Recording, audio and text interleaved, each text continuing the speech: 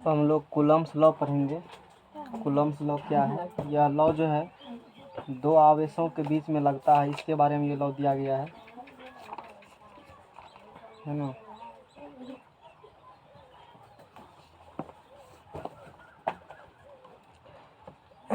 Coulomb का नियम।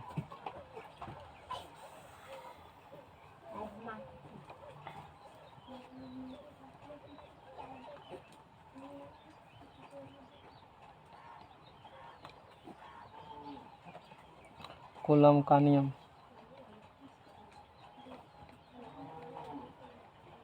Coulomb's law.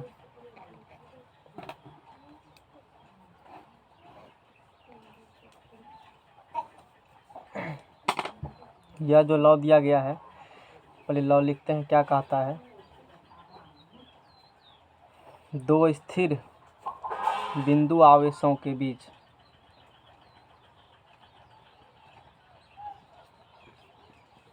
दो स्थिर बिंदु आवेशों के बीच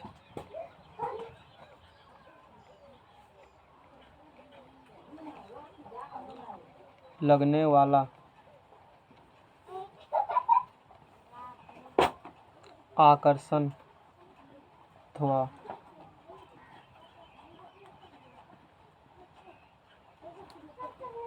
प्रतिकर्षण बल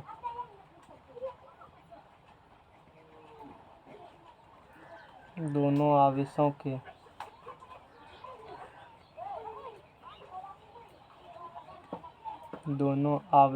के परिमाणों के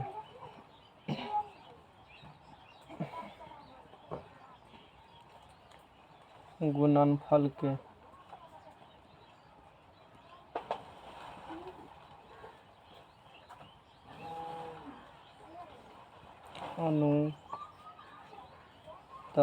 अनुक्रमानुपाती है ना, अनुक्रमानुपाती तथा उनके बीच की दूरी के वर्ग के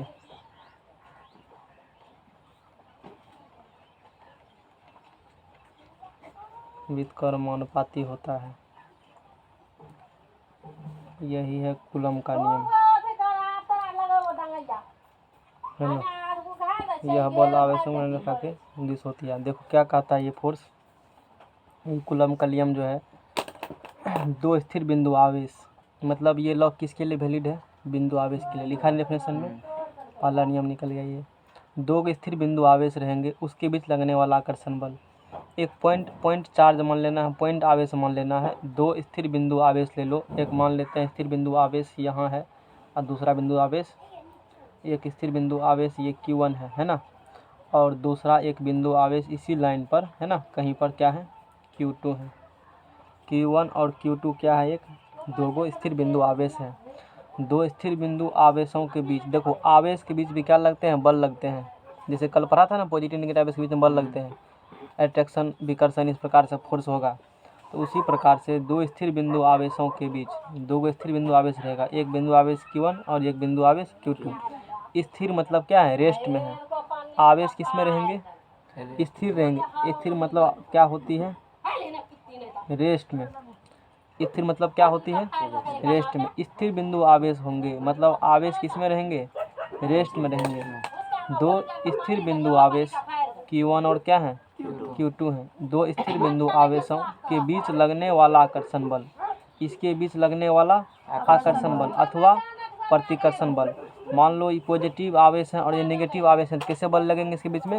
आकर्षण बल लगेंगे। यदि दोनों पॉजिटिव या नेगेटिव निकली है तो प्रतिकर्षण बल लगेंगे। तो दो स्थिर बिंदु आवेश के बीच में आकर्षण बल भी हो सकते हैं और प्रतिकर्षण बल भी हो सकते हैं। यह बल जो होता है, ये जो बल लगता है ना, ये कैसा बल होता है? कहता है अथवा प्रतिकर्षण बल दोनों आवेशों के परिमाणों के गुणनफल के अनुक्रमानुपाती, मतलब समानुपाती। ये जो आवेश होगा, लगने वाला बल जो होगा, दोनों आवेश के बीच में लगने वाला बल जो होगा, चाहे आकर्षण बल हो कि प्रतिकर्षण बल हो, यह बल दोनों आवेशों के परिमाणों मतलब मैग्नीट्यूड के गुणनफल के अनुक्रमानुपाती मतलब क्या होती है समानुपाती, यानी कि ये जो लगने वाला बल होगा दोनों आवेशों के बीच लगने वाला ये जो बल होगा Q1 गुना क्या होंगे Q2। आवेश का मात्रक कूलम होता है, आवेश का मात्रक क्या होती है कूलम। तो जैसे 10 कूलम है, 20 कूलम, 50 कूलम है, ये जो 10, 20, 50 है ना उसी को परिमाण मैग्नीट्यूड कहा जाता है। कूलम जो लगल है, जैसे हम लोग 10 कूलम बात करेंगे तो 10 जो संख्या है ये क्या होती है परिमाण, समझ में आ गया ना, इसे मैग्नीट्यूड कहा जाता है। और यहाँ C जो लगा हुआ है और ये C को कहते हो मात्रक, ये यूनिट हो गया, ये क्या होती है मात्रक होती है, यानी कि यहाँ जो ये बात होती है तो उनके परिमाण मतलब वही 10 कूलम है, कितना कूलम है वो परिमाण उसी कहा जाता है मैग्नीट्यूड को।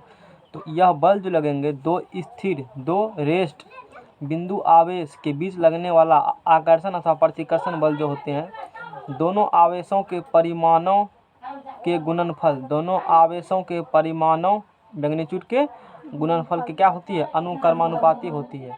अनुक्रमानुपाती मतलब होता है कि सीधा समानुपाती है ना, इसीलिए जगह छोड़े थे तभी, सीधा समानुपाती, समानुपाती इंग्लिश में कहा जाता है इसको कौन सी डायरेक्टली प्रोपोर्शनल। इसी को क्या कहते हैं समानुपाती को डायरेक्टली प्रोपोर्शनल लिख देते हैं ताकि तो भविष्य में भूलो नहीं। यदि कहीं सीधा समानुपाती, समानुपाती को ही कहा जाता है कौन चीज़ अनुक्रमानुपाती, अनुक्रमानुपाती है ना, यही है लिखा हुआ स्पेलिंग से लिखा हुआ ना अनुक्रमानुपाती, अनुक्रमा नहीं अनुक्रमानुपाती ऐसे लिखे हुए हैं अनुक्रमानुपाती। इसी को क्या कहते हो परिमाणों गुणनफल के अनुक्रमानुपाती, अनुक्रमानुपाती समझ में आ गया ना। सीधा समानुपाती को ही क्या कहते हो अनुक्रमानुपाती, इंग्लिश में इसी को कहते हो डायरेक्टली प्रोपोर्शनल। तो हम बार बार अब यही वर्ड यूज करेंगे इंग्लिश वाला ही, तो हिंदी में रखना ध्यान में।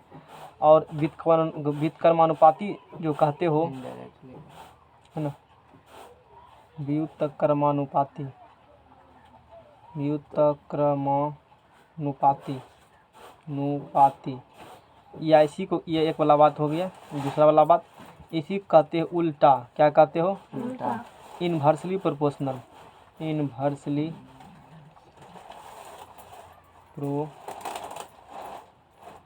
इनवर्सली प्रोपोर्शनल समझ में आ गया ना। तो इसके बीच में लगने वाला बल, अब मान लो ये आवेश यहाँ एक आवेश यहाँ है, इनके बीच के कुछ दूरी होंगे इनके बीच का कुछ दूरी होगा यहाँ से यहाँ तक, तो इनके बीच का जो दूरी होंगे मान लिया कि इनके बीच का दूरी कितना है r है, समझ में आ गया ना। इनके बीच का दूरी कितना कह दिया हमने r कह दिया। तो जो बिंदु आवेश है और रेस्ट में किस पर ये है स्थिर है ना। तो इनके बीच लगने वाला आकर्षण बल दोनों आवेश के परिमाण के गुणनफल के क्या होती है समानुपाती होती है। तथा फिर क्या लिखा है तथा समानुपाती होती है तथा उनके बीच की दूरी के वर्ग के, उनके बीच के दूरी के वर्ग क्या होती है व्युत्क्रमानुपाती इनवर्सली प्रोपोर्शनल होता है, समझ में आ गया ना। यानी कि समीकरण नंबर 1 हो गया और f इनवर्सली प्रोपोर्शनल 1 क्या होंगे r², समीकरण नंबर 2 ये वाला बात मतलब एक तथा इतना। अब दोनों को यदि मिला कर कहते हो समीकरण 1 और 2 को मिलाने पर हम क्या पाते हैं है ना, समीकरण 1 तथा 2 को मिलाने पर हम क्या पाते हैं, क्या पाएंगे हम लोग, दोनों एक ही है तो f directly proportional Q1 into क्या होंगे Q2 अपॉन में r² होंगे। इसी को कहते हो डायरेक्टली प्रोपोर्शनल होंगे। जब ये हटेंगे साइन तो f बराबर हो जाएंगे, एक कांस्टेंट आती है जिसे कहते हैं k है ना। जब देखो जब भी कभी भी अभी इंटर में मैट्रिक में हो तो नहीं, इंटर में हमेशा होती है 12th में, ये जब हटेगा एक क्या आती है कांस्टेंट, ये क्या आती है कांस्टेंट। अलग अलग जगह अलग अलग कांस्टेंट होंगे, ओम्स लॉ में कांस्टेंट पढ़ेंगे और भी कई लॉ होंगे, जूल्स लॉ में कांस्टेंट होंगे, यहाँ भी कांस्टेंट है, कूलम्ब्स लॉ में कांस्टेंट होती है।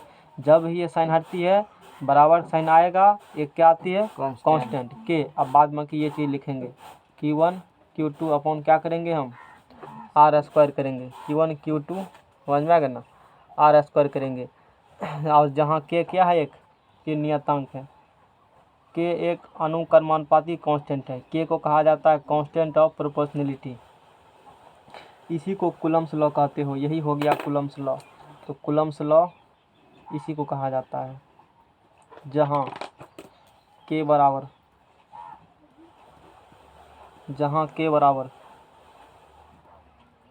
अनुक्रमानुपाती नियतांक इंग्लिश में कहेंगे कांस्टेंट ऑफ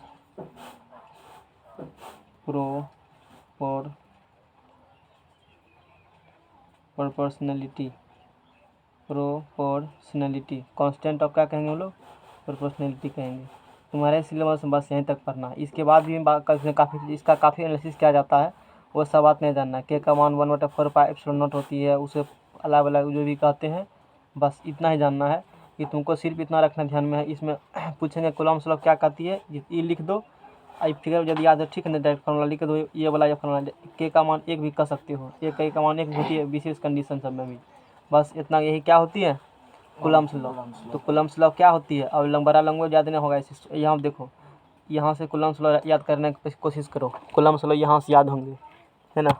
तो कूलम्स लॉ क्या कहते हैं, दो आवेशों के बीच में लगने वाला आकर्षण बल या प्रतिकर्षण बल। बहुत किताब सिर्फ आकर्षण बल ही है, अरे आकर्षण बल या प्रतिकर्षण दोनों से कोई भी बल हो सकता है ना। निर्भर करता इस पर है कि जो फोर्स जो आवेश है, आवेश का नेचर कैसा है, पॉजिटिव है, नेगेटिव है कि पॉजिटिव नेगेटिव है कि नेगेटिव पॉजिटिव है, इस पर करता है निर्भर कि उसमें कैसा बल लगा, आकर्षण लगेगा कि प्रतिकर्षण लगेंगे। तो दो स्थिर रेस्ट आवेश रहेंगे, रेस्ट चार्ज रहेंगे, उसके बीच लगने वाला आकर्षण या प्रतिकर्षण बल उनके कौन चीज़ के आवेश के परिमाण लिखा है ना, यहाँ से लिखा है ना, आवेश के परिमाण, आवेश के कौन चीज़ आवेश के परिमाण, आवेश के परिमाण के क्या होंगे समान गुणनफल के समानुपाती, आवेश के परिमाण के गुणनफल के समानुपाती या डायरेक्टली प्रोपोर्शनल होते हैं, समानुपाती, तथा उनके बीच के दूरी के वर्ग के व्युत्क्रमानुपाती, यानी कि उल्टा होता है। बीच के दूरी के वर्ग क्या होती है उल्टा या व्युत्क्रमानुपाती, इन्वर्सली प्रोपोर्शनल होती है। इसी को लैंग्वेज में कह दो अपने मन में, जैसे तो एक दे दिया समझने के लिए, बाद में जैसे मन से कहो, समझ में आ गया ना। दूरी के है ना वर्ग के क्या है व्युत्क्रमानुपाती है, दूरी के वर्ग के क्या है व्युत्क्रमानुपाती कहता है, समझ में आ गया ना।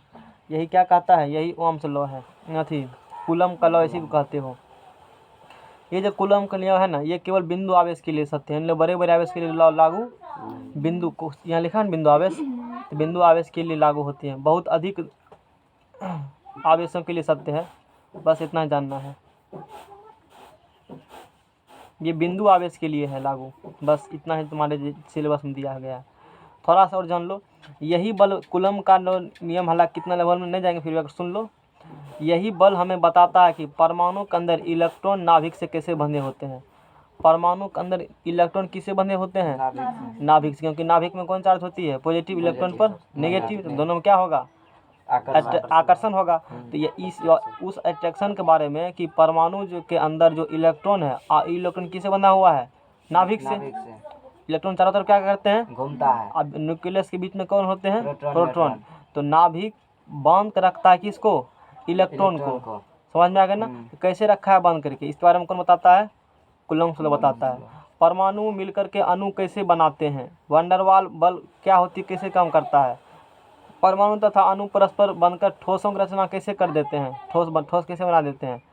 पदार्थों के बीच सभी यांत्रिक बल घर्षण विस्कोसिटी विद्युत चुंबकीय बल आधारित है। ये बहुत सारे होती है बात, बस तुमको सिर्फ इतना ध्यान में है जो मैंने ये बताया है यहाँ पर, इतना ही थोड़ा मोड़ा बोल दिया भाई, इसमें कभी जाओगे तो अच्छे से समझना उस चीज़ को क्या होती है। अच्छा है, ये वाला बात हो गया। अब इसमें और भी तो मैंने बताया कि सब चीज़ बता दिया, इसमें लिखा हुआ नोट्स जो इतना पढ़ाते ठीक से, नोट्स को जाकर पढ़ो डेरा पर, घर पर इसमें कुछ और एक्स्ट्रा मतलब जो समझे हो बार बार रिवीजन करने के लिए अलग भी चीज़ से मिल सकते हैं इसमें, है ना। इसमें नहीं इस थीम फेयर में में। जो फेयर में करवाए हैं उसमें सारा चीज़ बता दिए, फिर भी अलग अलग लैंग्वेज में उसी को कहे गए हैं, सब चीज़ मिल जाएगा, इतना बता दिए हैं।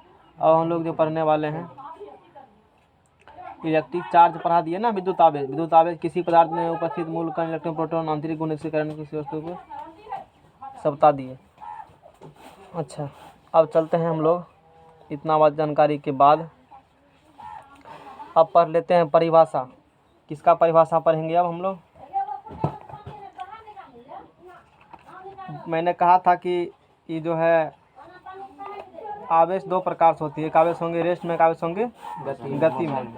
जब आवेश रेस्ट में होंगे इस बारे में कहाँ पढ़ना है? ट्वेल्थ में है ना? हाँ। कहाँ पढ़ना है वो चीज़? 12th में पढ़ना। और जब आवेश क्या हो? गति में। गति में हो। हम लोग को जो पढ़ना है आवेश किस में रहेंगे? गति में रहेंगे, तब उसके बारे में पढ़ना है। 12th में जाओगे तो इलेक्ट्रोस्टैटिक चैप्टर होती है। इलेक्ट्रोस्टैटिक जो 12th का पहला चैप्टर ये है, इसमें आवेश होते हैं गति में, तो इसी के बारे में पढ़ना है, आवेश गति में होते हैं। अब हम लोग पढ़ते हैं कि विद्युत धारा क्या होती है। अभी तक जो पढ़ते हैं ना चैप्टर तुम्हारा विद्युत धारा, अब वो चैप्टर शुरू हो रहे हैं विद्युत धारा। ये भी सब चैप्टरें थे, बेसिक उसिक थे, जानकारी के लिए थे, कैसे क्या हो रही नहीं हो रही है। तो अब पढ़ते हैं विद्युत धारा होता क्या है। विद्युत धारा, इलेक्ट्रिक करंट, इलेक्ट्रिक करंट विद्युत धारा है ना। विद्युत धारा किसे कहते हैं? किसी परिपथ में एक सेकंड में, किसी परिपथ में या विद्युत आवेश के एक निश्चित दिशा में प्रवाहित होने दर को विद्युत धारा कहते हैं। ठीक है ना। विद्युत आवेश के, विद्युत आवेश के, विद्युत आवेश के एक निश्चित दिशा में, एक निश्चित दिशा में प्रवाहित होने की, प्रवाहित होने की, प्रवाहित होने की दर है ना, विद्युत धारा कहलाता है। या विद्युत, विद्युत जैसे क्या कहते हो? विद्युत धारा कहलाता है। समझ में आ गया ना? यानी कि विद्युत धारा का परिभाषा जो है ये I बराबर, इसमें भी लिखे हुए हैं, विद्युत आवेश में समय के सापेक्ष परिवर्तन की दर को विद्युत धारा कहते हैं। ये भी कह सकते हो। विद्युत आवेश के एक निश्चित दिशा में, अच्छा पहला विद्युत धारा किसे करते हैं? इलेक्ट्रिक करंट को कैपिटलाइज से किसे करेंगे सूचित हम लोग? कैपिटलाइज से। जहाँ भी लिखा होगा अभी पूरा करंट में जहाँ तक सिंबल यूज करेंगे हम लोग कैपिटलाइज, समझ जाना वो क्या लिखा हुआ है, वह विद्युत धारा लिखा हुआ है, वो विद्युत धारा लिखा हुआ है ना। किसी चालक में प्रवाहित होने वाले आवेश के प्रवाह की दर को विद्युत धारा कहते हैं। ये भी कह सकते हो। इसे प्रायः I सूचित किया जाता है। I बराबर फार्मूला होती है I बराबर Q/T। अब समझते हैं कि परिभाषा क्या है और जो लिखा है इसका मतलब क्या होती है। देखो समय भी जब चला जाएगा ना, किसी के बट्टे में क्या चले आए? समय चले आए, तो उसको हम लोग कहते हैं दर। क्या कहेंगे? दर का इंग्लिश होती है रेट। यानी कि समय का बात जहाँ भी चल रहा है बोलेंगे समय, कोई भी काम होती है समय के सापेक्ष में, घंटा में हो रहा है 2 घंटा में हो रहा है, इस प्रकार से कहेंगे तुम्हारा काम करने का दर क्या है? ज़्यादा है, तू स्पीड से काम कर लेते हो, ऐसे कहते हैं ना। बहुत फास्ट काम कर लेते हो, बड़ा जल्दी काम कर लेता है, तुम्हारे काम करने का दर बहुत अच्छा किसके फलना की तुलना में। यानी कि दर एक चीज़ है जो इसी चीज़ को हम लोग किसके रिस्पेक्ट में बताते हैं? समय के रिस्पेक्ट में बताते हैं। ये चीज़ ऐसे हो रहा है समय के रिस्पेक्ट में बताते हैं ना। तो उसी प्रकार से हैं कि मान लो कि किसी जैसे कि ये वायर है, इसमें फ्री इलेक्ट्रॉन है, होते हैं फ्री इलेक्ट्रॉन। ऐसा नहीं है फ्री इलेक्ट्रॉन होंगे अपने आप करंट पास करने लगते हैं, ऐसा बात नहीं है। बिना क्या स्विच ऑन किए करंट पास करेगा? नहीं करेगा। तो बिना स्विच ऑन किए करंट पास नहीं करते हैं। जब तक स्विच ऑन नहीं करेंगे तब तक करंट नहीं पास करेंगे। लेकिन उस वायर में तो फ्री इलेक्ट्रॉन है, धातु है, तो फ्री इलेक्ट्रॉन क्या होंगे। तो स्विच ऑन करने के बाद क्या होती है, उसमें पोटेंशियल डिफरेंस क्रिएट हो जाती है ना। समझ में आएगा? अभी आगे समझाएंगे। यानी कि उसमें इतना समझो अभी कि जैसे करंट ऑन करते हैं, अभी ये वायर है, मान लो धातु का तार है, इसमें फ्री इलेक्ट्रॉन अभी भी है, फ्री इलेक्ट्रॉन इसमें अभी भी है, लेकिन एक इधर एक बामा दाहिना इधर उधर, जिधर मन है उधर वो गति कर रहा है, जिधर मन है उधर गति कर रहा है। इसमें क्या, ये क्या है, धातु, इसको क्या मान लिए हैं, धातु है, धातु है तो इसमें क्या होगा, फ्री इलेक्ट्रॉन। धातु में क्या होते हैं, फ्री इलेक्ट्रॉन होते हैं, मुक्त इलेक्ट्रॉन होते हैं। तो वो मुक्त इलेक्ट्रॉन रैंडमली गति करते रहते हैं, जो आंख से दिखाई नहीं देता। इधर का कोई लेफ्ट कोई राइट कोई ऊपर कोई, मतलब जिधर मन करेगा उधर, जैसे गैस का गति करते हैं ठीक उसी प्रकार से रैंडमली मोशन करते हैं। तो इधर कोई बह रहा है उधर बह रहा है, एक इलेक्ट्रॉन इधर खींच रहा है उसको, दूसर को उधर खींच रहा है, दूसरा ऊपर खींच रहा है, मतलब उल्टा पुल्टा, मतलब भागदौड़ मच गया है। इसे समझो जैसे भागदौड़ में आदमी भागता है वैसे इलेक्ट्रॉन इसमें भागता है। ऐसे में करंट फ्लो नहीं होती है। करंट फ्लो तब होती है जब सब एक के दिशा में भागेगा, जब सब क्या होगा, एक निश्चित योजना के अनुसार कहेगा चलो दौड़ो तो दौड़ो, ऐसे होंगे तब करंट पास करता है। इसीलिए यहाँ डेफिनेशन में लिखा गया है। और जब हम लोग इसको बैटरी से जोड़ देते हैं ना, किससे, जब मान लो कि इसी वायर को जोड़ देते हैं किससे, बैटरी से, तो कुछ इसी प्रकार की घटनाएं तार में हो जाता है। जब इस तार क्या करेंगे हम लोग बैटरी से जोड़ देंगे तो वही इलेक्ट्रॉन एक दिशा में दौड़ना क्या करेगा, शुरू कर देगा। सब गाइडेंस करने वाला कोई हो गया ऐसे समझो, एक दिशा में दौड़ना क्या करेंगे, शुरू कर देंगे। जैसे एक दिशा में दौड़ना शुरू कर देंगे करंट बहना सब स्टार्ट हो जाएंगे। तो करंट बहते हैं कब, जब सब एक दिशा में गति करे तब। तो विद्युत आवेश के एक निश्चित है ना, विद्युत आवेश के एक निश्चित दिशा में, इसीलिए यहाँ क्या वर्ड लगाया गया है, निश्चित दिशा में। जब विद्युत आवेश एक निश्चित दिशा में क्या होती है, प्रवाहित होती है, तो किस रेट से प्रवाहित हो रहा है, कितना समय में कितना आवेश एक खास क्रॉस सेक्शनल एरिया से गुजर रहा है, इतना समय में इतना आवेश, इतना से इतना आवेश। जो टाइम के रिस्पेक्ट से बोलेंगे ना कि 1 मिनट में इतना कूलम आवेश पास कर रहा है, तो समय के तुलना में किस रेट से एक किसी खास एरिया से पास कर रहे हैं आवेश, तो उसी को क्या कहा जाता है, करंट। आवेश का दर का जिस रेट से आवेश तार में फ्लो कर रहे हैं उसी को क्या कहा जाता है, विद्युत धारा। समझ में आ गया। तो विद्युत आवेश के एक निश्चित दिशा में, आवेश जब निश्चित दिशा में गति करेंगे तो ही करंट होंगे पैदा, वैसे करंट पैदा नहीं होंगे। तो आवेश किस रेट से तार में फ्लो हो रही है, किस रेट से आवेश तार में दरबर लगा रहा है, इलेक्ट्रॉन, और अच्छे से कहो इलेक्ट्रॉन किस रेट से तार में दरबर लगा रहे हैं। समझ में आ गया ना। तो उसी को क्या कहा जाता है, करंट। क्योंकि इलेक्ट्रॉन का मूव करना है, इलेक्ट्रॉन का गमन करना है, इलेक्ट्रॉन की गति में जब होती है तो उसी को कहते हो तार में क्या बढ़ रही है, करंट। वो इलेक्ट्रॉन किस रेट से गति है, या एक खास क्रॉस एरिया कहीं पर एक मारेंगे गिनेंगे, यहाँ से 1 सेकंड में इतना कूलम आवेश पास कर रहा है, 2 कूलम 3 कूलम 5 कूलम, कुछ इस प्रकार से, इसी को क्या बोलेंगे तो करंट। तो करंट क्या होती है डायरेक्ट कह सकते हो, अब वो वाला हुआ छोड़ दिमाग में। अब इसको कह सकते हैं विद्युत आवेश के एक निश्चित दिशा में प्रवाहित होने की दर क्या कहते हैं, करंट। या ये कह सकते हो आवेश में समय के सापेक्ष परिवर्तन की दर क्या कहते हैं, आवेश में समय के सापेक्ष परिवर्तन की दर को क्या कहते हैं, करंट कहते हैं। आवेश में परिवर्तन होंगे किसके रिस्पेक्ट में, समय के सापेक्ष में, तो उसी को क्या कहेंगे, करंट कहेंगे। समझ में आ गया ना, यही बात है। तो तुम्हारे सिलेबस डिफिनेशन लिखा हुआ है, कहाँ गया लिखल का डिफिनेशन, यहाँ है डिफिनेशन। किसी चालक में प्रवाहित होने वाले आवेश के प्रवाह की दर को, आवेश के किसी चालक में प्रवाहित होने वाले, करंट कहाँ पास करेगा, चालक में। किसी चालक में प्रवाहित होने वाले आवेश के प्रवाह की दर को क्या कहते हैं, करंट। I बराबर Q/T होती है। समझ में आ गया ना, ये बात होती है। आवेश में, या यो कह सकते हो आवेश में समय के सापेक्ष क्या होगा, परिवर्तन होगा, तब क्या कहेंगे, करंट। अब मान लो एक आवेश है और चुपचाप यहाँ बैठल है और कहीं जाइए न रहा है, तो क्या आवेश में परिवर्तन हो रहा है समय के सापेक्ष में, नहीं तो करंट नहीं बहेगा। और वही कब होता है, जब स्विच ऑन कर देते हैं तब, मतलब बैटरी से तार के जोड़ देंगे तब वो आवेश तब यहाँ से कहाँ चला जाएंगे, यहाँ, यानी कि समय बढ़ा आवेश दूसरी जगह चला गया, मतलब आवेश में परिवर्तन हो रहा है किसकी तुलना में, समय की तुलना में, इसीलिए उसको क्या बोलेंगे, करंट। बात समझ में आ गया ना। चलो नेक्स्ट पेज लगाओ। जहाँ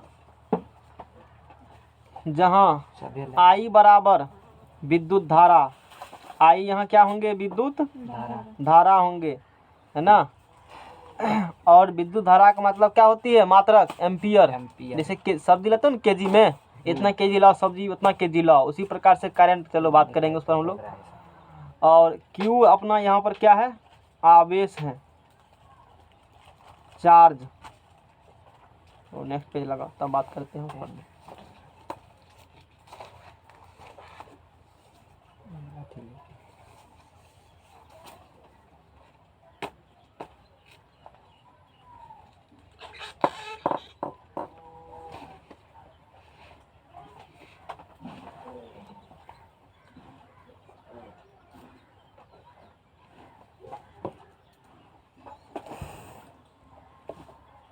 दसवां कलम कारबर में रखल का करम ट्रैक कर लीजिए निकल।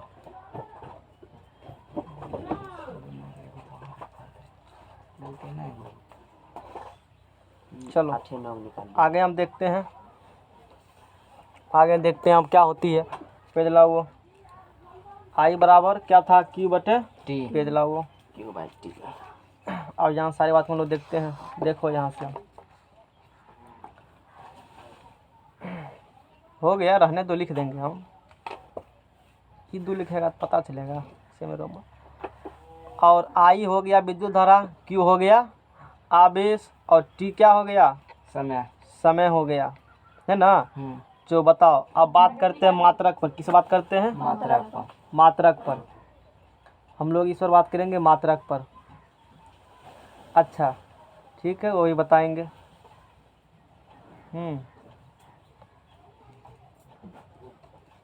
विद्युत धारा का, विद्युत धारा का एसआई मात्रक, विद्युत धारा का एसआई मात्रक कूलम्ब होता है, अच्छी एम्पियर होता है। ऐसा मात्रक क्या होंगे? एम्पियर। इलेक्ट्रिक करंट का एसआई मात्रक एम्पियर होता है।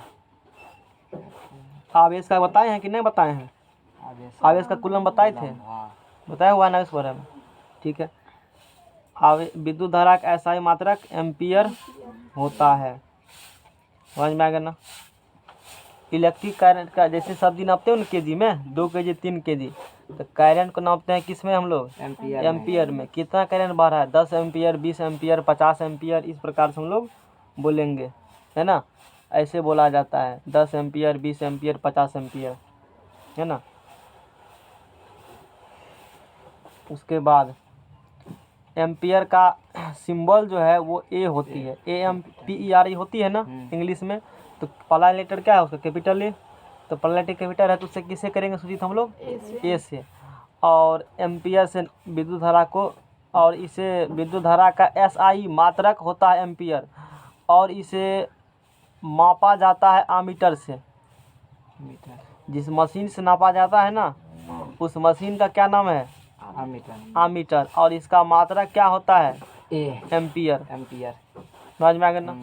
देखो विद्युत धारा को नापने वाला कोई मशीन होगा, जैसे टाइम नापने वाला घड़ी है ना, उसी विद्युत धारा को नापने वाला क्या होती है? मशीन। उस मशीन का नाम क्या है? आमीटर। मशीन का नाम क्या है? आमीटर। मशीन का नाम आमीटर, ये शुरू होगा, इसीलिए इसका मात्रक क्या होता है? एम्पियर। विद्युत धारा को किससे नापा जाता है? आमीटर से। आमीटर या एमीटर से। हाँ। एमीटर या आमीटर बोलो, कोनो दिक्कत नहीं है। इस मशीन से नापा जाता है, इसीलिए इसका मात्रा क्या होती है? एम्पियर। दिमाग में गया? तो और विद्युत धारा को, इलेक्ट्रिक करंट को, विद्युत धारा को एमीटर, एमीटर या आमीटर, है ना, कुछ हो लिखा रहेगा किताब में, कहीं वो कहीं हो, से मापा जाता है, मापा जाता है। और यह एक अदिश राशि है। यह कैसा राशि है? अदिश राशि है। अदिश अदिश पढ़ा होगा नमा में। अदिश राशि में क्या होती है? एक अदिश राशि जिसमें क्या होती है? दिशा हो और परिमाण हो, उसे सदिश कहते हो। और जिसमें केवल क्या हो? परिमाण हो, उसे क्या कहते हो? अब इतना जरूरी है। जिसमें दिस डायरेक्शन भी हो और क्या हो? दिशा। मैग्नीट्यूड के साथ साथ दिशा भी हो, उसे सदिश कहते हैं। और इसमें सिर्फ क्या होंगे? मैग्नीट्यूड होंगे, उसे क्या कहेंगे? सदिश सदिश सदिश नहीं पढ़ के आए हो पढ़े हैं तो फिर तो बोलता काहे नहीं है? ये परिमाण हमारे कोर्स में थोड़े है पढ़ने के लिए, एगो दूगो कहीं लिखा होता है, बात खत्म है। टेंथ में थोड़े है पढ़ने के लिए सब। तो यह एक अदिश राशि है। वैसे देखो होता है सदिश राशि है ये। करंट 10वां इंटर तक यदि आता है तो सदिश बोलो। एक खास आइसोलेटेड सिस्टम बात करते हैं, खास एक स्पेसिफिक एरिया का हम लोग बात करते हैं। उस कंडीशन में करंट एक वेक्टर क्वांटिटी है। सुना है कभी? करंट कौन क्वांटिटी होता है? Vector quantity. लेकिन अभी नहीं है। अभी तक यदि इंटर तक का एग्जाम देते हो, कोई एग्जाम आती है और पूछता है यदि करंट कौन राशि है, तो बोलो current is scalar quantity, current is अदिश राशि। कौन क्वांटिटी बोलेंगे हम लोग? स्केलर ही बोलेंगे। आगे जाकर पढ़ोगे उसका प्रूफ भी है, क्योंकि यहाँ तुम्हारे कोर्स में भी नहीं है, इसलिए उसका चर्चा हम नहीं करेंगे अभी। तो खास स्पेशल केस है, मतलब कुछ ऐसे ही मान लो, खास बहुत सारा उसमें सिस्टम देखा जाता है, तब पता चलता है कि हकीकत में तो वेक्टर क्वांटिटी है, इसमें भी दिशा होती है। लेकिन इंटर तक एग्जाम दोगे, कुछ भी एग्जाम देते हो, NTPC इधर अलग वाला कुछ हो, सब मारेंगे कैसा राशि है? अदिश राशि है, एक अदिश राशि। क्योंकि इसके पास सिर्फ क्या होती है? परिमाण होती है। यह एक बीज गणितीय, जो अदिश राशि है वो बीज गणितीय योग का पालन करती है। मतलब जैसे 2 जोड़ 2 कितना होता है? 4। 2 जोड़ 3 5। ठीक उसी प्रकार से एक करंट है 2 एम्पियर का, एक करंट है 3 एम्पियर का, तो कितना हो जाएंगे? 5 एम्पियर का। तो जो इस नियम का पालन करते हैं ना, उसे कहा जाता है कि अदिश राशि, यानी कि अदिश राशि बीज गणितीय योग के नियम का पालन करती है। लेकिन सदिश राशि में है, मान लो जैसे कि कोई सदिश राशि है, तो वो किसी वस्तु पर एक बल लगे न्यूटन, दो कोई सदिश राशि है, तो एक सदिश को दूसरे सदिश को 2 जोड़ 3 करेगा 5, वो गलत होते हैं। ऐसे मान के चलो, वो क्या होते हैं? गलत। 2 सदिश को सीधा सीधी नहीं जोड़ सकते हो, क्योंकि सदिश बीजगणितीय योग का पालन नहीं करते हैं। अदिश किसका पालन करते हैं? बस ज़्यादा नहीं कर लेना है इसके बारे में, सिर्फ इतना रखना ध्यान में कि करंट एक स्केलर क्वांटिटी है, अदिश राशि है, क्योंकि इसमें दिशा नहीं होती है। बस इसमें सिर्फ क्या होंगे? परिमाण होंगे। करंट को जोड़ना होगा, कहीं करंट है 2 एम्पियर, करंट है 3 एम्पियर का, सीधा आंख मूंद के जोड़ देंगे 5 एम्पियर। इसमें कोई दिक्कत वाला बात नहीं। 12th में जाओगे चैप्टर वेक्टर, 11th में है वेक्टर चैप्टर ही है, वहाँ पर होगी डिटेल में इसी बारे में। विद्युत धारा किससे नापा जाता है? कौन मशीन से? एमीटर से। गोल होगा, ऐसे दिखाएंगे, चैप्टर आएगा जब आगे पढ़ेंगे तो सब चीज करके दिखाएंगे। एमीटर से, इसीलिए इसका मात्रा क्या होगा? एम्पियर। समझ में आ गया ना? नापेंगे एमीटर से, इसलिए नाम मात्रा हो गया एमीटर।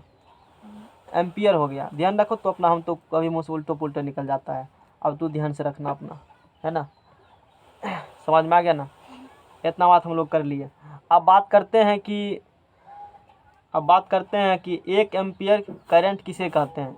1 एम्पियर करंट हम लोग किसे कहते हैं? समझ में आ गया ना? तो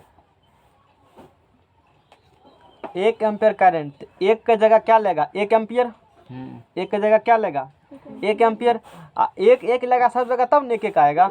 तो कूलम की जगह कितना कूलम चार्ज लेंगे हम लोग? 1 कूलम चार्ज लेंगे। और टाइम कितना लेंगे? 1 सेकेंड। बोलेंगे, कोई पूछेगा बताओ 1 एम्पियर करंट कब कहेंगे? कहेंगे जब किसी तार से 1 सेकेंड में 1 कूलम आवेश होता है प्रवाहित, उसे तब बोलेंगे 1 एम्पियर करंट। क्या बोला मैंने? कितना सेकंड में? 1 सेकंड में 1 कूलम। 1 सेकंड में 1 कूलम, तब वो क्या होंगे? 1 एम्पियर, है ना? लिखा है एम्पियर की परिभाषा, तुम्हारे नोट्स में बात लिखा हुआ है। एम्पियर की परिभाषा, डेफिनेशन ऑफ एम्पियर, जब किसी चालक से 1 सेकंड में 1 कूलम आवेश होता है प्रवाहित, तो उस चालक से प्रवाहित होने वाली धारा को 1 एम्पियर धारा कहते हैं। समझ में आ गया ना? डेफिनेशन लिख देते हैं। जब किसी चालक से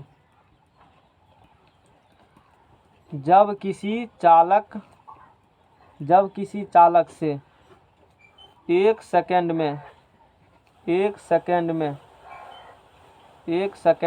1 कूलम्ब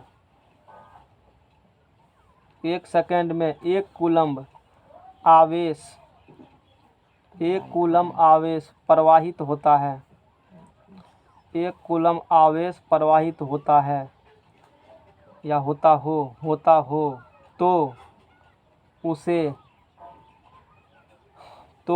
चालक से प्रवाहित धारा को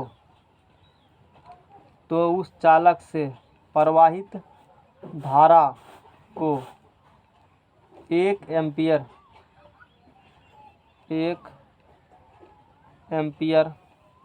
धारा कहते हैं। समझ में आ गया ना, 1 एम्पियर धारा कहते हैं। ये यानी कि ऊपर के जो समीकरण है उस समीकरण में यदि हम लोग टाइम 1 सेकंड लें, आवेश 1 कूलम लें, तो उसमें से जो करंट फ्लो होंगे वो कितना होंगे? 1 एम्पियर होंगे। यानी कि एक से किसी चालक तार से, कुछ डेफिनेशन है, किसी चालक तार से 1 सेकंड में यदि मात्र 1 कूलम आवेश को फ्लो किया जाए तो उससे जितना धारा उस तार से होकर पास करेगी उसी धारा को हम लोग 1 एम्पियर धारा के नाम से जानते हैं। समझ में आ गया ना। अपने भाषा में लिखो तो ये देते हैं किताबी भाषा में, ताकि तुमको ठीक रहे। ये वाला बात हो गया।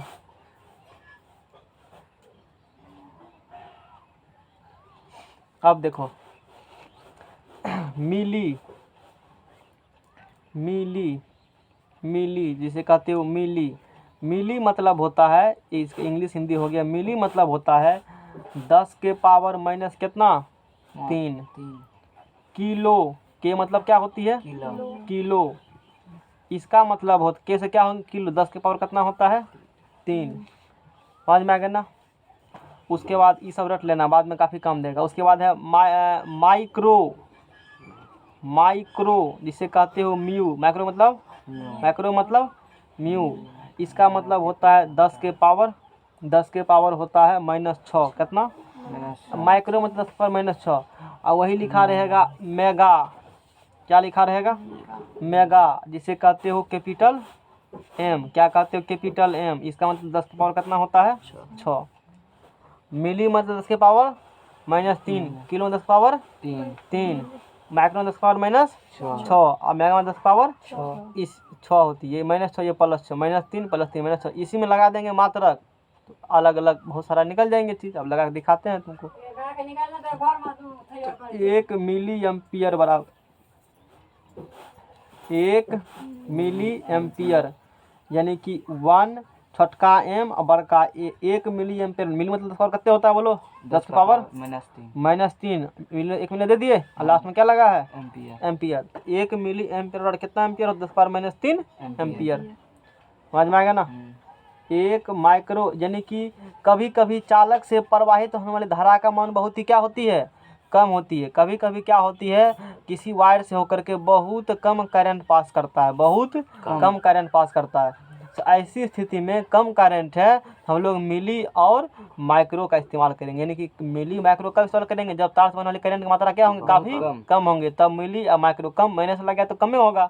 और जब बड़ी करंट होंगे तो किलो या और क्या बोलेंगे? मेगा। ढेरी की करंट रहेगा तो बड़का यूनिट में बात करेंगे। छोटी करंट है छोटा यूनिट, बड़ी यूनिट बड़ी यूनिट। 1 माइक्रो एम्पियर बराबर 1 माइक्रो एम्पियर बराबर है ना। माइक्रो को इसको इस सिंबल को क्या पढ़ा जाता है? म्यू। कभी बताए हैं? इस सिंबल को तो पढ़े हो फिजिक्स में। इस सिंबल को क्या पढ़ा जाता है? म्यू। इस सिंबल को क्या पढ़ा जाता है? न्यू। समझ में आ गया ना। और ये सिंबल क्या है? अल्फा। ये सिंबल क्या है? अल्फा। ये सिंबल क्या है? इस सिंबल को कहा जाता है बीटा। और इस सिंबल को गामा। ये कुछ सिंबल्स हैं जो कि हम लोग यूज करते हैं, है ना। तो 1 माइक्रो एम्पियर बराबर 10 के पावर कितने होगा? -6 ampere. 1 kilo ampere AMPERE 1 kilo ampere. 1 kilo ampere बराबर किलो 10 पावर कितने होता है? 10 के पावर 3 एम्पियर हो जाएंगे। कोई दिक्कत? उसके बाद 1 मेगा एम्पियर 1 कैपिटल एम। देखो माइक्रो मिली में क्या लगाओगे और मेगा में क्या लगाओगे? ये बात ध्यान रखना, छोटा बड़ा ध्यान रखना चाहिए ना। अब किसी ने तो मतलब कैसे कोई सिंबॉलिक बात किया है, तुम कैसे समझोगे मिली है कि मेगा है? नहीं चलेगा पता। छोटका बड़का से लिखने वाले को भी और लिखाने वाले को भी ध्यान रखना चाहिए कि मिली है कि मेगा है। ये होती है मिली और ये क्या होती है? मेगा। ये क्या है? 1 मेगा एम्पियर बराबर 10 की पावर कितना होता है? 10 की पावर 6 एम्पियर होता है। कितना बात समझ में आएगा सबको? अच्छा, किसी क्वांटिजेशन ऑफ चार्ज, आवेश का क्वांटिटी समझाया था। किसी वस्तु में आवेश होंगे तो ई के मल्टीपल होती है। ई किसमें होती है? मल्टीपल यानी कि क्यू बराबर फॉर्मूला क्या निकाला था हमने? एन ई निकाला था। तो अब इसको मान लेते हैं समीकरण नंबर 1, यानी कि अभी तूने पढ़ा है कि आई बराबर क्या होती है? क्यू बटे टी। ये फार्मूला मैंने पढ़ा है ना। चूंकि क्यू बराबर क्या होती है? एन ई होती है। क्यू बराबर क्या होती है? इस फार्मूला के यहाँ पुट करो तो आई बराबर बताओ यहाँ से क्या होंगे? अच्छा, इसका मात्रक तुम बता ही नहीं है। अच्छा, मात्रक पहले देख लो। एक मात्रक कह दिया है ना एम्पियर, एक मात्रक कह दिया है ना। चलो पहले जब लिख रहे हैं तो पहले लिखे देते हैं, फिर बाद में हम लोग मात्रक देख लेंगे। तो जो चीज़ घिंचा गया तो घिंचा गया। क्यू बराबर रखो यहाँ एन ई, क्यू बराबर एन ई अपन क्या हो जाएंगे? टी हो जाएंगे। ये भी फार्मूले हो जाएंगे। इस प्रकार से हम लोग इस्तेमाल फार्मूला के बाद में कर सकते हैं। समझ में आ गया ना। आई बराबर एन ई बटे क्या निकल गया? टी। आई बराबर एन क्या निकल गया? टी निकल गया। इस सूत्र का इस्तेमाल कब करेंगे? जब क्वेश्चन में अभी न्यूमेरिकल करेंगे। आवेश दिए होंगे और क्या दिए होंगे? टाइम। आवेश की मात्रा क्या होती है? कूलम। टाइम का सेकेंड। विद्युत धारा का एम्पियर। विद्युत धारा किससे नापते हो? मीटर। एमीटर से। ठीक है ना। बाद में पढ़ाएंगे श्रेणी या पैरेलल किस में लगाए, इस बात की बात है। अभी सब बात नहीं आया है, उसमें चर्चा बाद में करेंगे हम लोग। और सेम नोट्स का मिठन भरना, ये नोट्स कम देगा तुमको, बहुत नोट्स, इसमें कोई चेंजिंग नहीं। कुछ फैक्ट्स ऐड करके बस उस लायक बन जाएंगे। आई बराबर इन्वर्टी। अब चलो विद्युत धारा अब आई बराबर जो फार्मूला निकाला है तूने क्यू बटे टी, तो क्यू का मात्रा क्या होती है? कूलम। और टाइम का मात्रक सेकेंड। तो आई का एस आई मात्रक, कौन मात्रक? एस आई मात्रक। एक तो एम्पियर है ही, एक मात्रक क्या होंगे इसका? एम्पियर। और दूसरा क्या होंगे? कूलम पर सेकेंड या एम्पियर, या क्या होंगे? A M P E R E. Ampere का सिंबल क्या होती है? Capital A. बोलो तो इसका सी से क्या होती है? कूलम्ब। याद रहेगा ना। C O U L M B, coulomb को हर्षू कर लो जो लिखे थे कूलम्ब। तो आवेश का कूलम होता है, टाइम का सेकेंड। तो विद्युत धारा की मात्रा कह देंगे हम लोग ऐसा मात्रा कूलम पर सेकेंड, या क्या कह देंगे हम लोग? एम्पियर कह देंगे चीज़ को। तो इतना बात हो गया, इतना चीज़ कह देंगे, है ना।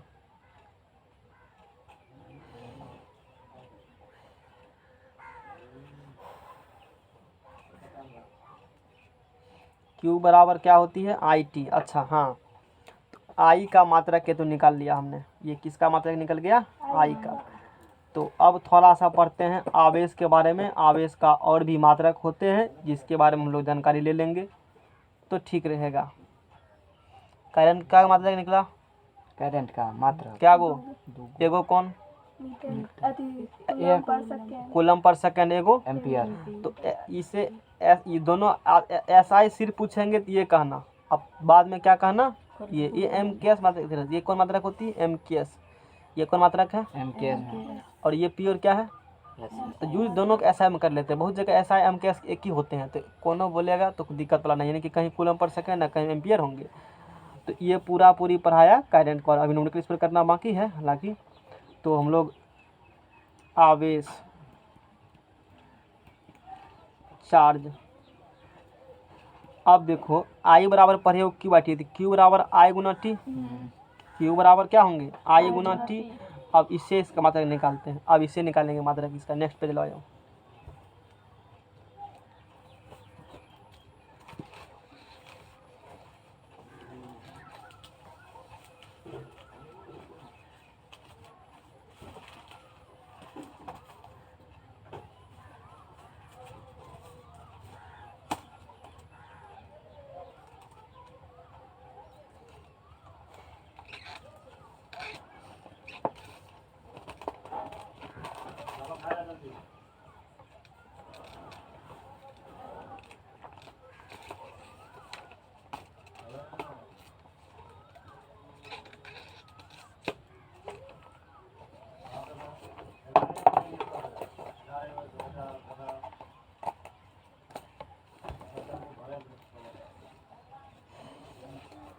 तो आई बराबर, अब तूने देखा अभी कि आई का मात्रक होते हैं एम्पियर होते हैं, है ना।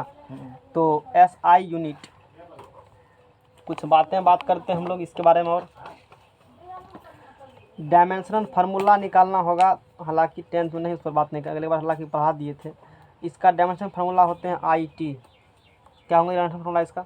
IT तो लिख देते हैं, नोट से मिलेगा, समझ में आएगा। डायमेंशनल फार्मूला,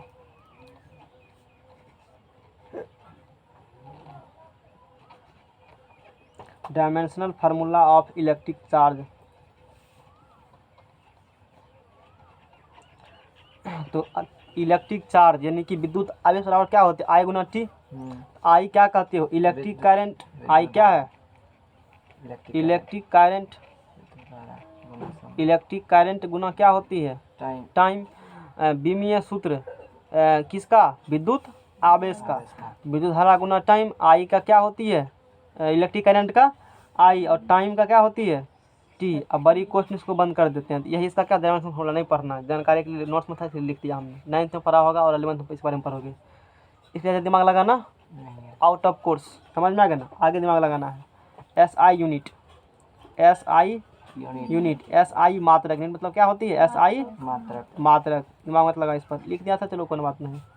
याद करना, याद कर लो सिर्फ, कुछ ऐसे कुछ होती है डायमेंशन फार्मूला, और इलेक्ट्रिक चार्ज का क्या होगा? I T.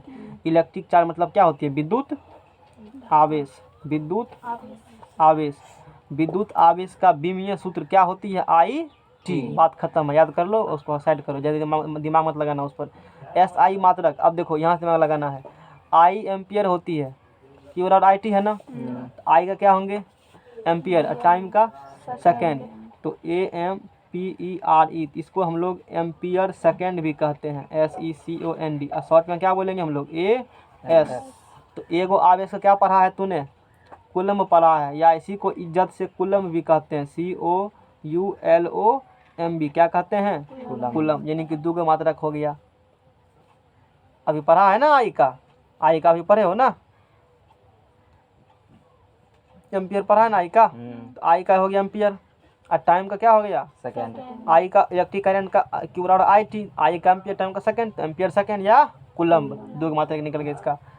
उसके बाद इसका CGS मात्रक देखो, कौन मात्रक? एक बार तुम्हारे एग्जाम में पूछ चुका है, इसी 10वां में नहीं पढ़ाते हैं लोग, लेकिन मैंने एक बार देखा पूछा हुआ, इसीलिए इसको पढ़ा देते हैं।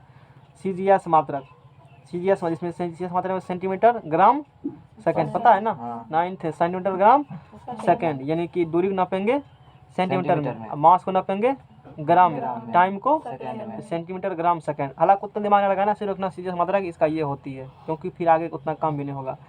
इसका सीरियस मात्रक होता है ESU। क्या होती है? ESU। अब फुल फॉर्म होती है ELECTRO, इलेक्ट्रो स्टेट। ये ऑब्जेक्टिव बता रहे हैं, समझ में आ गया ना? आगे कोर्स में जाओगे तो समझोगे इसी तरीका से, इलेक्ट्रो स्टेट यूनिट्स। और एक चीज़ और याद कर लेना तू यहाँ से, एक कूलम बराबर होता है COULOMB। एक कूलम बराबर होता है, जो कि 12th समय इसे रिटर्न में पढ़ाया जाएगा। यहाँ से कुछ चीज़ ले रहे हैं, क्योंकि कभी कभी एग्जाम में ऑब्जेक्टिव आजकल दे देता है थोड़ा सा बढ़ा करके, तो तुम्हारा ऑब्जेक्टिव वहाँ नहीं छूटे, इस कारण से मुझे बताते हैं सब चीज़, ऑब्जेक्टिव सब करा रहे हैं। एक कूलम बराबर 2.99 × 10⁹ ESU, यानी बहुत ज़्यादा हो गया। एक कूलम बराबर इतना ESU। ESU को full form electro state unit. Electro state क्या होता है? मत दिमाग लगाओ, ऐसा होता है, 2-4 बात मान के चलो तू, है ना? अच्छा, और 2.99 है, तो लगभग ये 3 × 10⁻⁴ कितने होंगे? 9 ESU। अच्छा, अब यहाँ से कोई 1 ESU रॉड पूछेगा, ये पूरे क्या चले आएंगे? बट्टे में, यानी कि 1/3 × 10⁻⁴ क्या हो जाएंगे? 9 नहीं होगा? इतना इतना इतना 1 ESU, ये पूरे बट्टे में चले आएंगे, इतना क्या होगा? कूलम। अच्छा, कूलम कहाँ होगा? अगली बार बट्टा में कूलम लिखा गया था, बट्टा में कौन नोट्स में यही गलती लिखा होगा, हम गलती नहीं लिखाए होंगे। तू सोचो कि 1 ESU निकालेंगे तो 3 × 9 ये पूरा बट्टा में आएगा ना, तो कूलम बाबा तो ऊपर रहेंगे। और जब इसको भाग देते हो तो भाग दे आएगा 1/3, ये 10 बार 9 ऊपर जाएगा, 10 और क्या होगा? -9 कूलम हो जाएगा। बात समझ में आ गया ना? ये बात होती है। अच्छा, आवेश की उत्पत्ति का, आवेश कैसे उत्पन्न होता है? मुख्य कारण क्या है? इलेक्ट्रॉन का स्थानांतरण। इलेक्ट्रॉन का मतलब एक दूसरे जगह इलेक्ट्रॉन का जाना, इसी कारण आवेश क्या होती है? उत्पन्न होती है, पता है ना? नोट्स अच्छे तरीके से बनाए गए हैं, और अब की बार जो पढ़ा रहे हैं तो कुछ फैक्ट्स बहुत सारे एक्स्ट्रा भी ऐड हो रहे हैं तुम्हारे नोट्स में धीरे धीरे। चलो, इतना बात तू अच्छे तरीके से समझ गया है तो अच्छी बात है, इतना बात तू समझ गए हो। और ये भी कह दिया है कि आवेश का मात्रक, आवेश को प्रायः किससे करते हैं हम लोग, छोटका क्यू से या बड़का क्यू से भी, किसी से कर सकते हो, कोई दिक्कत नहीं है ना। इसका मात्रक कुलम होता, कुलम्ब या कुलम। देखो अभी तूने यहाँ देखो, आवेश का मात्रक कुलम्ब, कौन चीज़, कुलम्ब, या क्यू का मात्रक कुलम्ब या कुलम, दोनों एक के बात है। ऐसे लिखे होंगे या ऐसे लिखे होंगे, कहीं किताब में ये मिलेगा, कहीं किताब में ये मिलेगा। जैसे इस किताब में देखो लिखा है ना कुलम्ब, दुर्घुकार होंगे इसमें, किस में होंगे, दुर्घुकार में। कुलम लिखा है ना कुलम। तुम्हारी किताब में देखो कुलम्ब लिखा है, यहाँ देखो, यहाँ कुलम्ब है और यहाँ क्या है, मिल गया ना। तो कहीं ऐसे लिखेंगे, कहीं इंग्लिश में सब दिन ऐसे, इसमें कोनो वाला फड़ा नहीं है। तो ये वाला बात सबको समझ में आ गया ना यहाँ तक, अच्छी बात है। अब देखो यहाँ से क्या करते हैं बात हम लोग, इतना समझ में आ गया तो ठीक है। और एक इलेक्ट्रॉन कितना आवेश होता है, एक इलेक्ट्रॉन कितना आवेश, 1.6 × 10⁻⁻⁹ कूलम और नेगेटिव का आवेश, ये बोलेंगे या पहले लगा देंगे माइनस, ठीक है। उसके बाद या तो इलेक्ट्रॉन पूछेगा आवेश, पहले कर दो -1.6 × 10⁻⁻⁹ कूलम, या को 1.6 × 10⁻⁻⁹ कूलम, लेकिन ऋणात्मक होता है, लेकिन क्या होती है, इतना ही सेम पॉजिटिव लगा देंगे तो प्रोटॉन पर हो जाएगा। ऑब्जेक्टिव में काम देगा ये चीज़। अब चलो, विद्युत धारा क्या कहते हैं, एक परिभाषा और है, वो तो लिखबे किया विद्युत धारा, तभी परिभाषा एक परिभाषा, चालक में इलेक्ट्रॉन के प्रवाह को धारा कहते हैं। ये भी शॉर्टकट आसान परिभाषा है। चालक में किसके प्रवाह को, धारा कहते हैं। मैंने पहले भी कह दिया था, तीन परिभाषा लिखा है यहाँ पर। चालक तुम्हारे फेर में, चालक में इलेक्ट्रॉन के प्रवाह के धारा कहते हैं। धारा का प्रवाह भिन्न भिन्न विभव वाले चालकों के चालक तार द्वारा जोड़ने पर होती है, ठीक है। भिन्न भिन्न विभव मतलब एगो को रहेगा हाई पोटेंशियल, एगो को रहेगा लो पोटेंशियल, एगो को रहेगा हाई विभव, एगो को रहेगा लो विभव। तो जब एगो हाई विभव वाला एगो लो विभव वाला जोड़ेगा तभी ना करंट फ्लो करेगा। करंट किधर फ्लो करता है, प्लस से माइनस, इलेक्ट्रॉन माइनस से प्लस। उस जिधर पर फ्लो करता है इलेक्ट्रॉन, उसके अपोजिट विद्युत के धारा, समझ में आ गया ना। हम लोग माने हैं जिसे कौन धारा कहते हो, कन्वेंशनल करंट। इलेक्ट्रॉन इधर गति करता है उसे कौन करंट कहते हो, इलेक्ट्रॉनिक करंट। ये सब चीज़ हो चुका है या है ना, ठीक है। डिफिनेशन सब अच्छे से लिखे हुए हैं, सब बात तो फिर हम कर लेते धारा। चलो सब बात, ये एम्पियर की परिभाषा कह दिया है, ये कह दिया एम्पियर के, सब हो चुका है। हाँ, इसके बाद यहाँ लिखा है धारा के, कॉपी में लिखा गया है धारा के प्रकार। अच्छा ठीक है, इस धारा प्रतिवर्ती पहले पढ़ा दिए हम लोग, इस बार नंबरिकल पहले करेंगे और फिर आगे हम लोग बढ़ेंगे। एक कूलम आवेश में कितने इलेक्ट्रॉन होती है, मैंने कहा कि एक कूलम आवेश में कितने इलेक्ट्रॉन होती है, निकालेंगे उसकी परिभाषा। देखो क्वेश्चन है, एक कूलम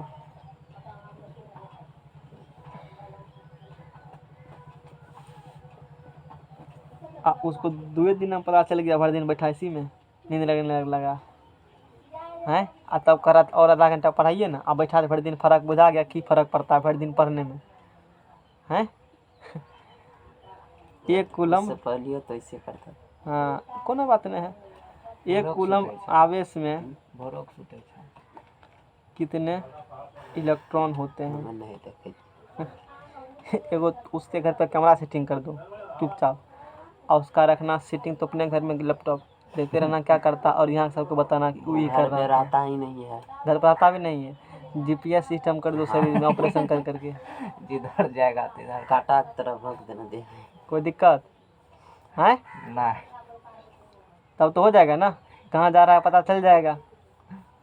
नासा में चले जाओ, और सरकार के पास बहुत सारा स्पेशल सैटेलाइट लॉन्च किए हैं। रातों और जगले रहता है, 1 बजे तक घूमते रहता है, मोबाइल चलाता है। करता क्या है भर दिन मोबाइल पर वो, पता नहीं, हम तो नहीं। और आजकल डिग्री ले रहा है, यूनिवर्सिटी है आजकल, फेसबुक यूनिवर्सिटी, व्हाट्सएप यूनिवर्सिटी, ये सब बड़े बड़े यूनिवर्सिटी हैं, इससे आजकल डिग्री लिए लेकर के। मचन्ना यूनिवर्सिटी, गांव समाज की यूनिवर्सिटी। एक कूलम आवेश में कितने इलेक्ट्रॉन होते हैं, अच्छी बात है। एक कूलम आवेश में कितने इलेक्ट्रॉन होते हैं, अच्छे से पढ़ लो, कमेंशन में कम पढ़ना पड़ेगा, समझ में आ गया ना। हैं ज़्यादा पढ़ना पड़ेगा कमेंशन में, नहीं सब चीज़ तो पढ़ा ही रहे हैं तुमको, अब क्या बचा है बताओ।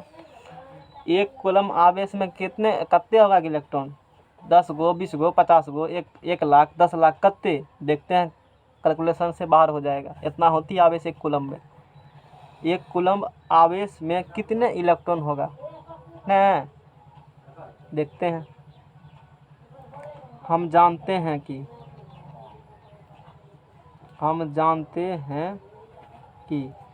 Q बराबर क्या होता है, Q NE बराबर N होता है ना, Q बराबर NE। कितना कूलम आवेश लेना चाहते हो, 1 कूलम। ये अच्छा N क्या है, ये तूने क्या कहा, एक कूलम आवेश में कितने इलेक्ट्रॉन, कितने मतलब N का मान निकालना चाहता है, किसका मान, N का। कितने मतलब N है ना, कितने पद हैं, N पद N पद है, है। N का मान AP से। तो N बराबर बोलो यहाँ से क्या निकल जाएगा, Q बटे E N बराबर क्या निकल जाएगा। अच्छा कितना कूलम आवेश है, एक कूलम आवेश है, कितना कूलम, 1 कूलम। अच्छा एक इलेक्ट्रॉन पर कितना आवेश, माइनस का 1.6, हाँ। माइनस का 1.6। तो यहाँ सिर्फ हम लोग माइनस, देखो माइनस सिर्फ बताता है कि पॉजिटिव आवेश है कि नेगेटिव आवेश है, और माइनस का कोई कम नहीं है, माइनस सिर्फ इतने कम है उसका बताना, समझ में आ गया ना। तो 1.6 into 10 to the power minus 19 coulomb. Minus 19 coulomb. तो कूलम कूलम क्या होंगे, कैंसिल। N निकलेंगे नंबर, N का कोई मात्रक नहीं। N, कूलम कूलम का मात्रक कैसे निकलेगा, नहीं निकलेगा। इसको ऊपर ले जाओ तो ऊपर ले जाएगा 10 पावर क्या होगा, 10 के पावर 19, अब बटा क्या हो जाएगा बताओ, 1 दशमलव क्या होगा 6। अब एक में भाग दे दशमलव कितने 6 से, ये निकलता है 6 दशमलव कितने निकलेगा भाग देने के बाद, 6 2 5 कितने निकलेगा, और गुना 10 के पावर कितना हो जाएंगे 18 इलेक्ट्रॉन, इतना होते हैं भाग देने के बाद। देखो भाग दे दिखाते हैं तुमको, पहले ये थोड़ा यहीं कर देंगे, मैंने डायरेक्ट लिख दिया है। एक में किससे भाग, एक बटा क्या, एक भागा क्या 1.6 किया है ना, एक भागा के 1.6 किया है, ये आएगा 0.625 और गुना 10 के पावर कितना आएगा 19 इलेक्ट्रॉन, 19 इतना क्या होंगे इलेक्ट्रॉन होंगे, इतना ELECTRON ये नंबर है ना, इतना क्या होंगे उसमें इलेक्ट्रॉन होंगे। बात समझ में आ गया ना, यानी कि एक कूलम आवेश में कितने होगा इलेक्ट्रॉन, 6.25 इंटू 18 इलेक्ट्रॉन, 0.625 इंटू 19। अब देखो इसमें दोनों, इसमें क्या करो 10 से गुना कर दो, 10 से क्या करो गुना, भाग कर दो, कोई फर्क पड़ेगा, या 10 इससे लेंगे पैसा। हालांकि तुमको साइंटिफिक नोटेशन कराए हैं, क्या कराए हैं साइंटिफिक नोटेशन, तो ये लोग ने कराए हैं।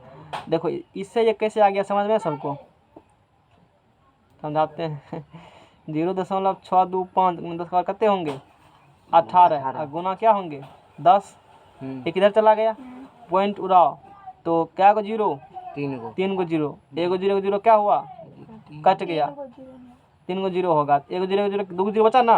अब 6 से 25 भाग देगा 100 से, 6 दशमलव क्या निकल जाएगा 10 के पावर 18 इलेक्ट्रॉन, बोलो समझ में आ गया ना। तो N बराबर 6.25 × 10⁻18 इलेक्ट्रॉन होंगे। एक कॉलम आवेश में कितना इलेक्ट्रॉन 6.25 × 10⁻18 इलेक्ट्रॉन, रेट लेना इसको, समझ में आ गया ना। अतः एक कूलम आवेश के प्रवाह के लिए चालक में इतना इलेक्ट्रॉन प्रवाहित होना चाहिए। अतः किसी चालक में एक कूलम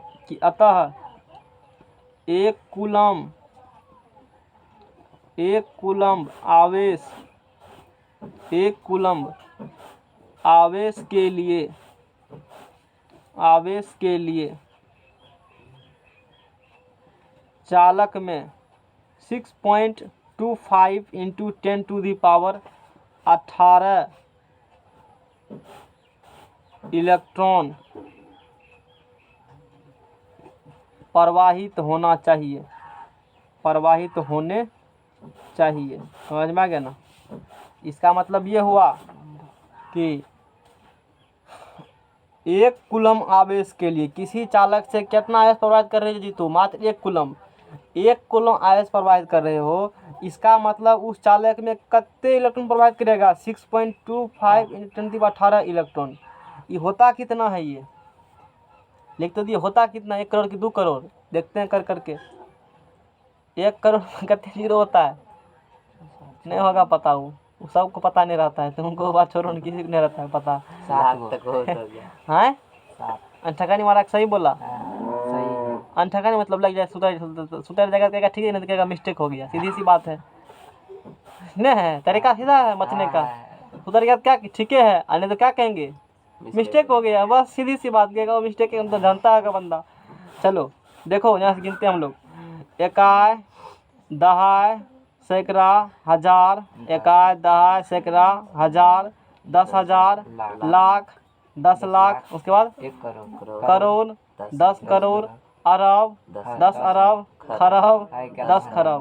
और क्या जीरो हुआ, रुको ना, मतलब बहुत हो गया ना, रुको 1 2 3 4 5 6 7 8 9 10 11 12 13 14, अब तो क्या जीरो इस पर है 18 है, अब गुना है। अब जब करते कैलकुलेशन फेल मार जाएगा तुम्हारा, इतना होगा इलेक्ट्रॉन, मतलब बहुत हो जाएगा, अरबों खरबों मिलियंस में, ट्रिलियंस बिलियंस को हो,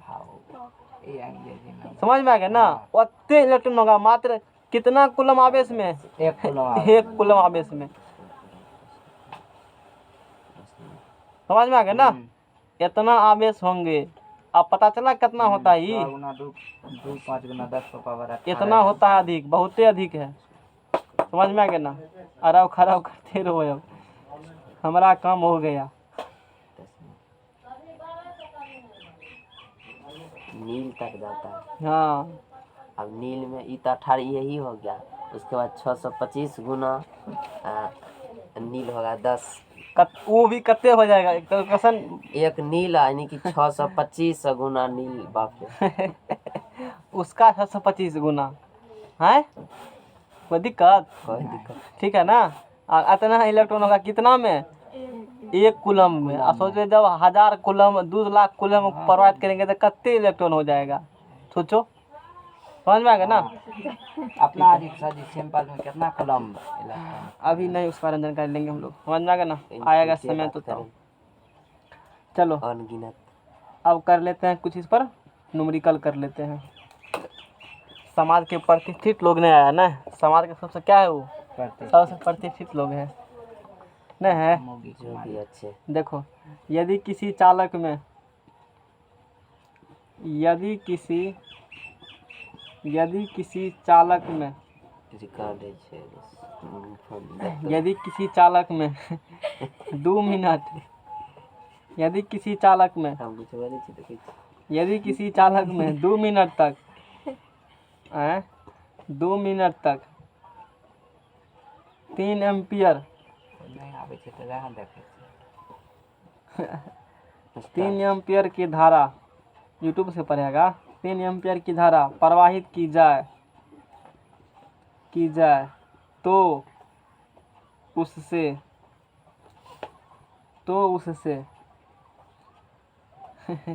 यही तो एगो खास है, तू सब बात तो बोलो ना, रिकॉर्ड तो हो ही रहा है, तू जाओगे कहाँ तुम्हारा विरोधी तो सुनिए लेगा हैं। 3 कूलम आवेश, ओकरा समझना है, पैदल चलना है, वो आकाश में नपना है बराबर। हाँ प्रवाहित होंगे, सब कुछ सुनने के बाद में कहेगा तुम ये बात नहीं जानो, समझ में आ गया ना। कहीं सब नेक्स्ट पेज लाओ, क्वेश्चन लिखा है मैंने, और फिर इसको अब करेंगे, बोलो कितना पेज होगा, बहुत पढ़ल लिखल है वो। सब में से निकाले कही छी तो कमे नहीं तभी 3 एम पहुंचे छी, देख हैं 6 गो होते 3 लगा जल्दी लगाओ।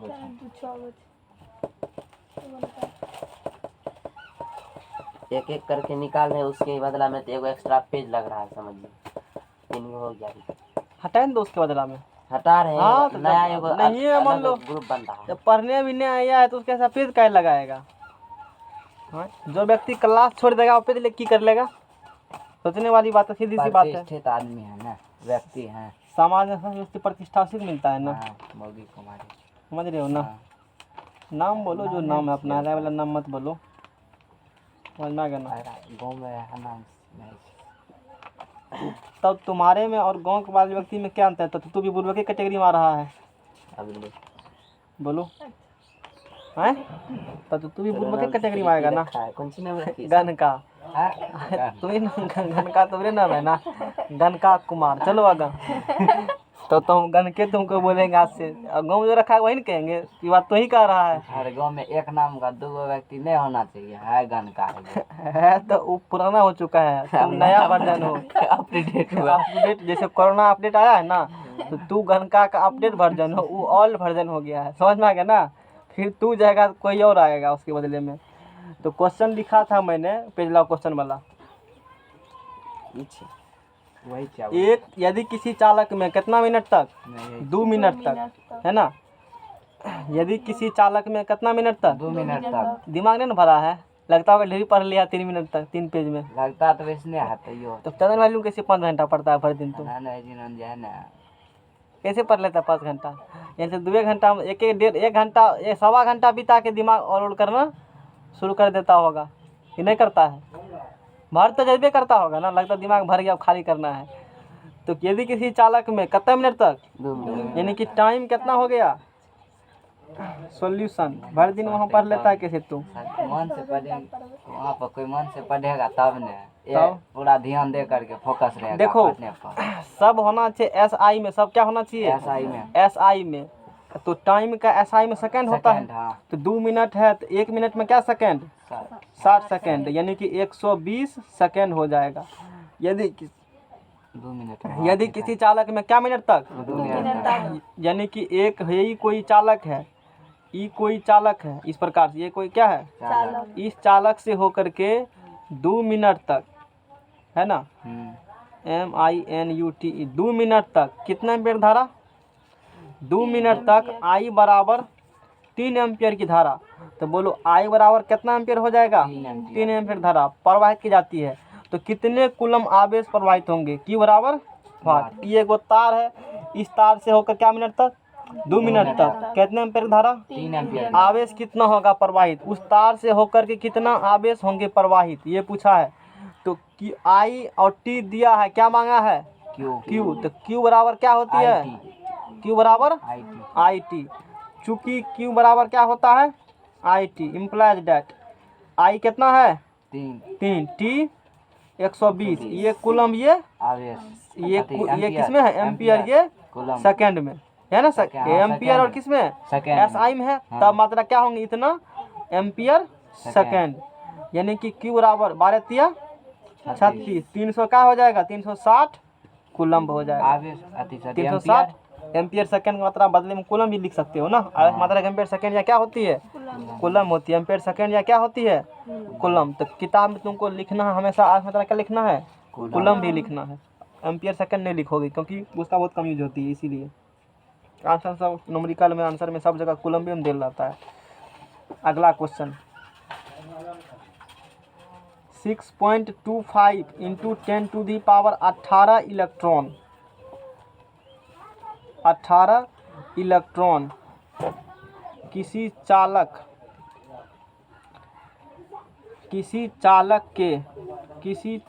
के एक सिरा से, किसी चालक के एक, लास्ट क्वेश्चन है ये, दूसरे सिरा तक क्या सेकंड तक, 5 सेकंड तक, हाँ 5 सेकंड में इतना इलेक्ट्रॉन किसी चालक के एक सिरा से दूसरे सिरा तक 5 सेकंड में प्रवाहित होता है।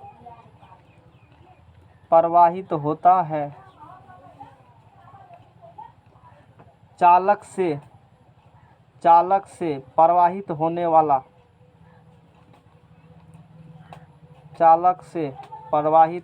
वाली धारा का मान बताओ। धारा का मान, हाँ I का ही मान पूछा है। सॉल्यूशन देखो, इतना इलेक्ट्रॉन किसी चालक के, इतना इलेक्ट्रॉन, ये कोई चालक है, ये कोई क्या है, चालक। इस चालक से कितना इलेक्ट्रॉन, इतना इलेक्ट्रॉन, n इलेक्ट्रॉन, इतना n का मान ये हो गया।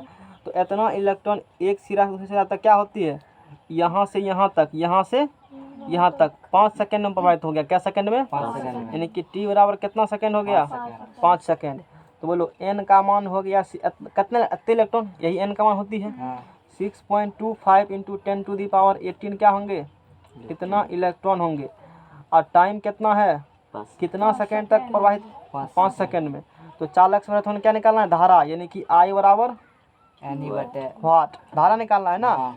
I बराबर क्या हो गया, व्हाट। तो I का फार्मूला क्या होता है, I बराबर Q बटे T। क्या यहाँ आवेश पता है, नहीं, लेकिन आवेश का फार्मूला क्या होती है, N बटे T, यानी कि I बराबर N का मान बोलो 6.25 इंटू 10⁻18। इलेक्ट्रॉन पर कितना आवेश होता है, 1.6 गुना 10 के पावर -19। देखो इतना इलेक्ट्रॉन, इसका मतलब कूलम्ब, और नीचा में क्या होंगे, ऊपर में कूलम्ब, नीचा में कितना सेकंड है, 5 सेकंड। इसको जब करोगे गुना भाग करो इसको, तो 6.25 गुना 10 1 क्या होंगे 6/5। 18 में से 19 गया -1, यानी कि 1/10। इसको तो गुना भाग करना, ये किस में निकलेंगे, ये निकल जाएगा तुमको एक बच्चा क्या निकल जाएंगे 5, यानी कि 0.2 एम्पियर, यानी कि इम्प्लाइज दैट I बराबर गुना भाग कर लोगे ना, गुना भाग करना 0.2 एम्पियर क्या निकल जाएगा, इसका आंसर निकल जाएंगे।